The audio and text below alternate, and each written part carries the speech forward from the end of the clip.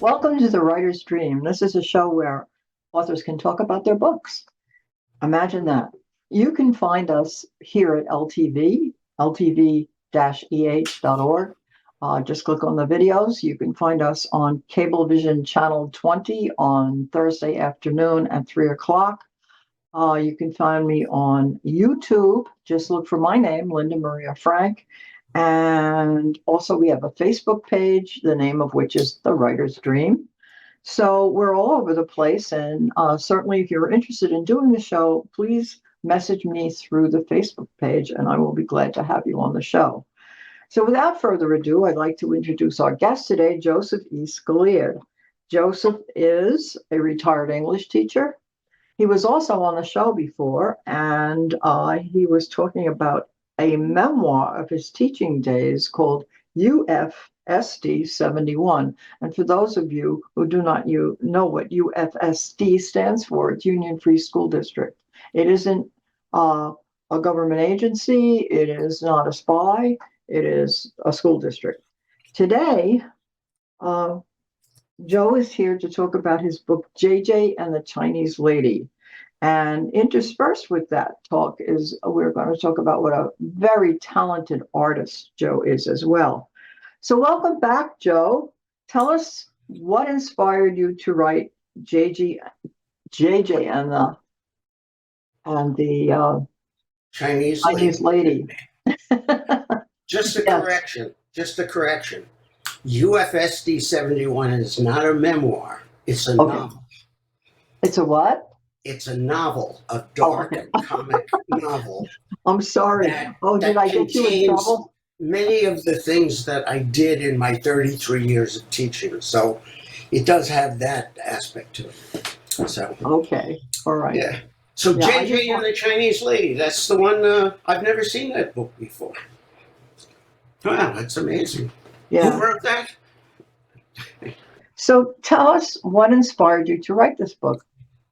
Um, my friend JJ, a teacher friend, who I had known for many years, went through a divorce, and he was brokenhearted. And I tried to console him. And then he surprised me one day when he called me and he said he had just come back from China and he married a Chinese woman, which I thought was very funny, knowing JJ, whose real name is John. And I thought I'd really like to write a book about him and his exploits going to China and coming back with a Chinese bride. So that was my plan. And I tried and I thought, and I realized JJ and the Chinese Lady sounds more like a children's book than like an adult book. So I changed my focus. And that's how I got the idea to do it. And things started to fall together.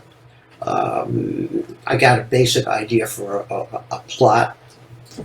Children's books are simpler, than writing a novel, but you have to have some idea where you're going to go with this thing. Sure. And that was basically it. Absolutely. So this is like your other book. It's based on a real life experience, but fictionalized. Yes. The amazing thing is I belonged to a writing group at the time. This was before COVID, I guess, so probably 6-7 years ago. And we used to have guest editors who would come in, and you'd submit the first page of your story. The editor would take it, would read it, and then the following week read it to the group. And so I submitted the first page of the story, which was really a little more than the first page. But essentially, it just kind of introduced the character of JJ and his parents. And the next week we came in, and the editor's giving the books back, the pages back. And she comes to my page and she says, well, I'd just like to stop here and mention something about stereotyping, and Ooh. gender and stereotyping and nationalities and stuff, and how difficult it is to do this. And then she gave me the page to read, and I read the first page, which introduces JJ, who loves everything Chinese, from the lion dogs that his parents have guarding the fireplace to Chinese takeout from Sunny Fang's Chinese takeout, and so forth and so on. And essentially, the reaction of the writers in the group was negative. It was like she had poisoned the well. Yeah. When she said, you have to be careful about stereotyping and this, and all of a sudden, there was something wrong with the story. And I had a couple of Asian people in the class said, I feel really uncomfortable with this. And I said, how? You don't know anything about the story. You don't know anything other than the characters' names. You only know the initial background, the setting for the story. And it left a bad taste in my mouth. I was really upset. I'm assuming that the group who was critiquing this was probably a group we both belonged to at one time. I still do. And I would suggest that children, because I'm a teacher too, what happens is they get very interested in a particular topic, no matter what it is. So I'm suggesting that how about if you went to them and you started the story talking about JJ loved everything about dinosaurs. Okay. He liked the way they walked. He liked their green skin. He liked the way they ate everything, the way they attacked one another. Would that be stereotyping the dinosaurs? Sure. Yeah. Well, But then what's the story? exactly. Does that make sense to you? Well, yeah, it does. The thing is, she, with her comments, they may have been well-meaning. All she had was the same 350 words that everybody else had. She has no idea where the story's going to go, how it's going to develop. And she was afraid of what was coming. Sure. Which, of course, I never got to because I hadn't finished the story at that point. I had submitted the thing, just as requested. But by being cautious, by being whatever she was, she had already predisposed them to not like the story. So I packed up my gear when the class was over, and I went and I You put it aside. put it aside, yeah, for about 6-7 years. Okay, so probably with that in mind, when you wrote the rest of the story, or thought about it, what are the challenges of writing about a culture that you don't belong to? I was thinking about that, and I'm not really writing about a culture I don't belong to. I'm really writing about 4 people. Okay. JJ, his mother and his father, and the Chinese lady, who happens to be Chinese. It's not a dirty word to say she's a Chinese lady. She's a lady, she's Chinese. What I actually did is I called my friend JJ and I told him the story, and he passed it to his wife, Sabrina, very un-Chinese name, that's his wife. She found nothing wrong with the story. And the really funny thing is, I was looking for a name for the character because since JJ loves everything Chinese and the Chinese lady comes into the story, she's able to teach him things. One of the things she teaches him is what his name would be in Chinese. And so I went to the store, local store, owned by Chinese, and I told the woman, I'm writing a story, and I need a character's name with the initials JJ.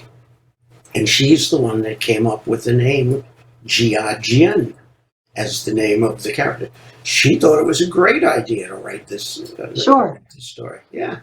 Well, I know if you go on Amazon and you search for children's stories that involve Chinese characters, you get really a lot of books. So Yes. you were Yes. not really in left field with this book. Right. Right. Well, saying, well, you're Caucasian, you can't write a story about Asians. That's You know, ridiculous. it is absolutely ridiculous. And of course, in acting, there were roles that were played exclusively by white actors until black actors said, "Well, why can't I play that part? Is there anything in it that excludes me from that?" And it kind of opened up, the roles for. Yeah, I can see where if you're mocking, if you're making fun of something, Oh yeah, but you that's weren't. that's not at all what it is. No, of course not. Of course not. And so I had envisioned this. Now I had another children's book, P. Father and the Earwax Elf, which I have a copy of it. Here it is. One of the people from the group, Jen Ball, illustrated it. This is a story that came from me visiting my grandkids down in Florida, and we were talking about magic, and my grandson at the time said, "There's no such thing as magic." And I said, "What about the Easter Bunny, and what about the Tooth Fairy, and what about the Earwax Elf?" And they said, How about Santa Claus? "There's no earwax elf." Well, yeah, the earwax elf. He puts the wax in your ear. So that became the idea for the story. And then I asked Jen Ball to do the illustrations, which she did beautifully. But the illustrations are very cartoony-like. Yeah. And it suits the book. When I envisioned JJ, I envisioned it in a more artistic, subtle. I had a vision in my mind what the characters would look like, what the style should be and stuff. And I realized I can't afford an illustrator that. First of all, I don't know if I could find an illustrator that would be able to do it. See, this is a question I have for you: is that you are a talented artist. Joe does beautiful watercolor. And you said you and Joanne says the same thing. We have a friend who's been on the show, Joanne Kropp, and she's also a talented artist. And she's like, "I can't illustrate my books." Tell me why you can't illustrate your books.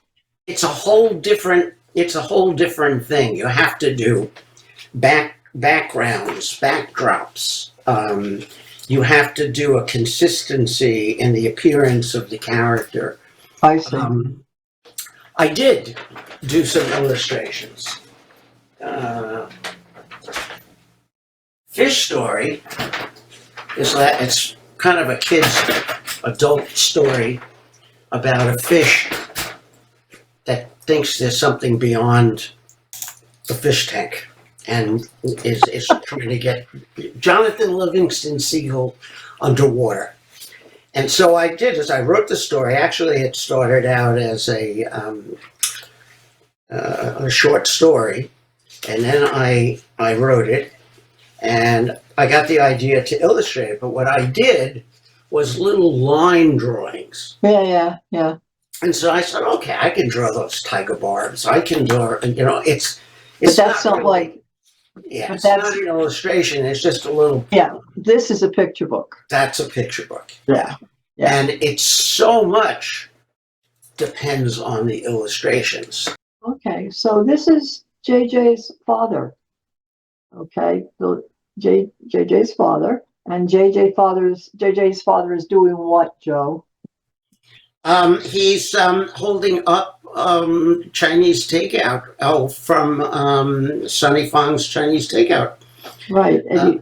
What a beautiful face he has. Well, what happened was when I, there's the food. Yeah, Tracy Mahler, the She's the illustrator.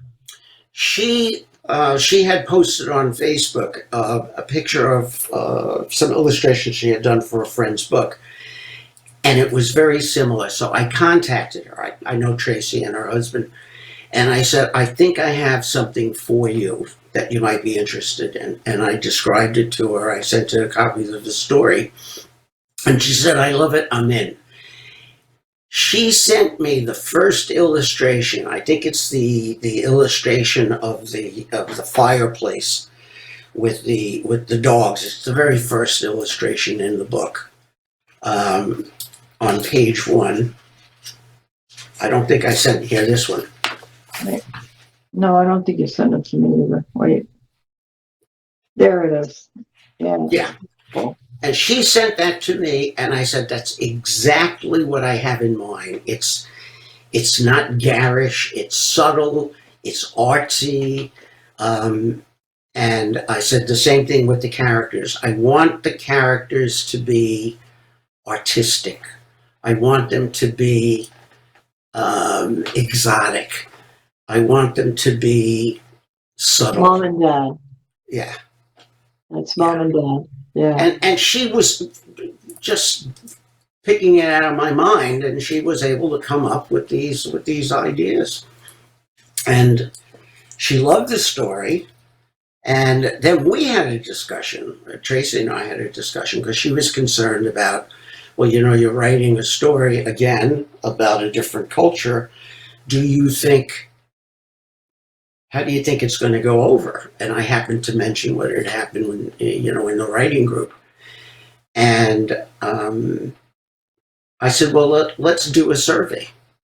And so that's what I did. I went back to my friend JJ and I asked him, and he said to me, Sabrina doesn't care, my daughter doesn't care, and about 1 billion Chinese people couldn't care less. So I thought that think was it's like, pretty good. it is 1 billion at least. Something like that. So, and I told her, I went through the text, and where Tracy had some concerns about things, I made subtle little changes in the wording, and I was very happy with the end results of it. Yeah, it's a beautiful book and it's a great story, and we're not going to tell you what the end is. Right, right. You published by 20 Girl Press. Right. So who's 20 Girl Press? You're looking at 20 Girl Press. Okay. 20 Girl Press. Yeah, that's what I was wondering, because a lot of indies are doing that now. Right. I mean, one of your options, you have the traditional publishers who are impossible. You won't live long enough, right? Right. And you have small press, which, and you have the companies like iUniverse and Archway and Ex Libris, who will charge you money, and also Ingram Sparks also does self-publishing. For somebody who's starting, I think they're very good because they'll critique your book and they'll tell you, I mean, if you don't know what you're doing, which is usually what it is, unless you've already worked in the industry, it's good to have somebody tell you, critique your book and tell you what you need to do. So you started your own press. When I write my next book, I know who to go to. I found that Amazon direct KDP changed everything. This is the first book that I published, and you mentioned Ex Libris. This was published by Ex Libris. Right. At that time, Ex Libris was free, essentially for the cost of a barcode, which I think was $75, $25, whatever it was, and 2 edits. What they meant by 2 edits is you could, if you made 2 mistakes, you could correct those. Right. They would publish the book for free. Anything more than that, then you had to pay additional. So I had heard I guess it was Sunday morning NPR broadcast about Ex Libris. So I contacted them, and they published my first book, and they published my second book. Essentially, it cost me just for the barcodes. And, of course, they keep 75% of whatever the sales happen to be. and they sell you books at a discounted price. And I was able to get the books out there, and that's when I joined um, the Long Island Children's Writers Right. early on, and provided books. And we used to go into the schools, and I was able to sell a whole bunch of these books. The next book I did was a collection of short stories, and I went to another. It's not quite a vanity press, but it's not what they say is, our authors will pay close attention to your book and will determine whether it's worth publishing or not. Whatever you send them, they'll publish. That's basically. Yeah, I know. So then from there, I went to Amazon, and Amazon has changed everything. It's again, they take their cut, but you don't have to print 500 copies of your book. That's right. No, it's print on demand.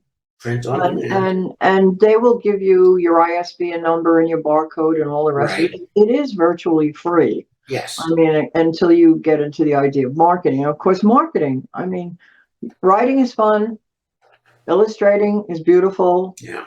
publishing is doable, marketing is so difficult. Yeah. And I mean, wrote there's so Freaks. many ways you can go that you make this your life work.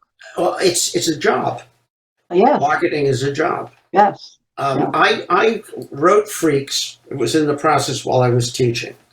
And what I would do is I would write a chapter and I would check, when we had some free time, I would try it out on the kids, 7th graders, 9th graders.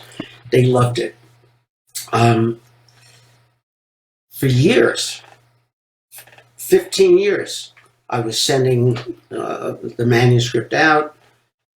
In June, that was my summer job. I would send my manuscript out, and in September, October, they would all come back. I retired, 97? I got Freaks published in 98 by Ex Libris. I'd still be sending it out. I know.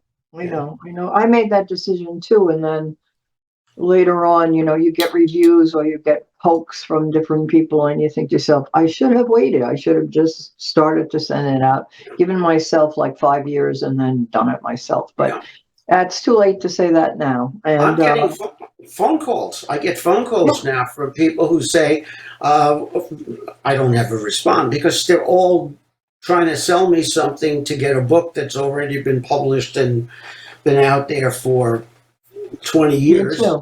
And I just don't pay any attention to it. If you go on Instagram, you will get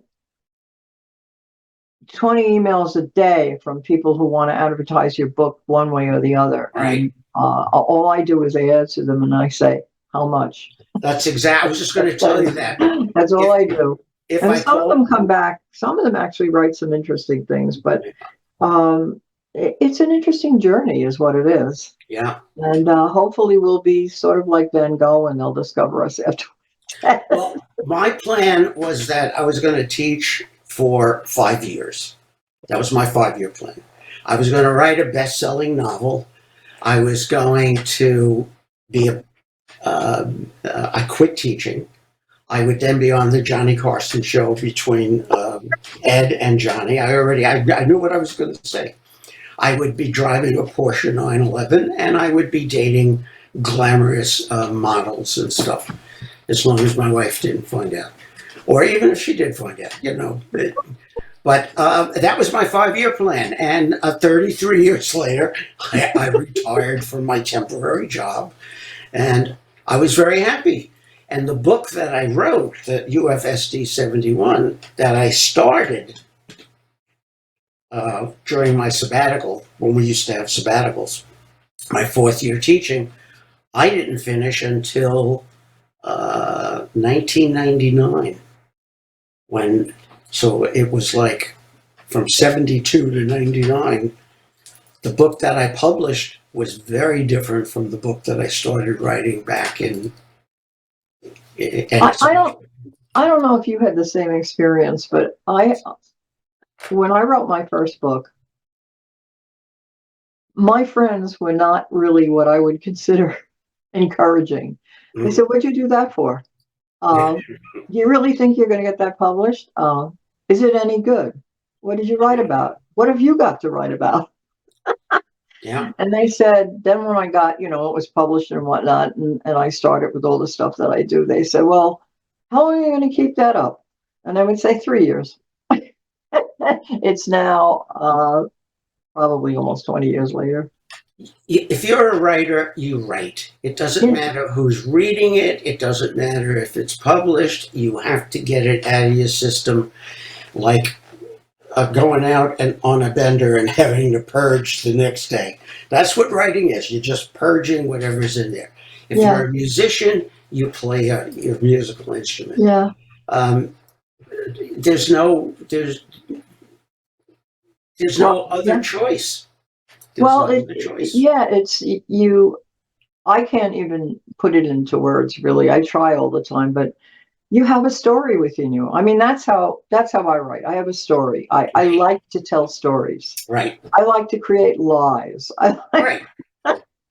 I like to make up things, Yeah. and that's and so then because of my background in science and forensic science, so I wanted to make up those stories, and you have stories in you, and you Right. want to get them out as much as possible. So, what's in the future for you?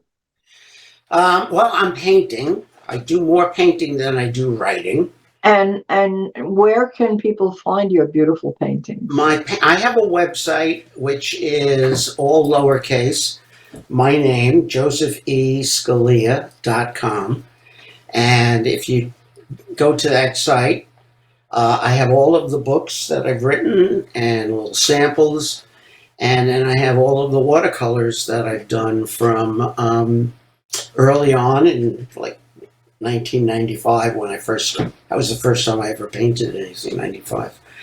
Um, and it's all arranged by years and in alphabetical order. And over the years, I finally got a chance to take some painting classes. I never took art. Yeah, And what made you go into painting? I Something. always had an interest. I always had an interest in Yeah. drawing. If you looked at my notebooks when I was in school, in high schools, there were always little things that were drawn in the margins. Yeah. But I never had any training. Yeah. And Well, I have one of Joe's paintings on my wall. I have this mysterious young girl with a lantern. yes, yes, And every time I look at her, I think, what is she doing? yeah, What is she doing? Where? And there's snow and there's a yeah. million possibilities. I don't know if you can see anything behind me, but there are some of my paintings. Can you see that big? That big looks like a Picasso. Jody, do we have time? Yeah, show it. Show it. Yeah, that's my daughter's painting. She made Well, that. tilt your camera. You got to Let tilt me your see. camera. Can you see it? Keep going. Okay, we're done. Thank you, Joe. This was a great interview. I really enjoyed it. Me too. Now let's make plans to go eat. Yes, yes. Eating is important. Uh, So that wasn't too bad on time, huh, Jody?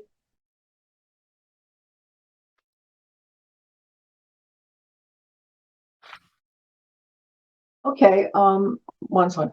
Thanks, Joe, for doing the interview. I really enjoyed it, and good luck with the book.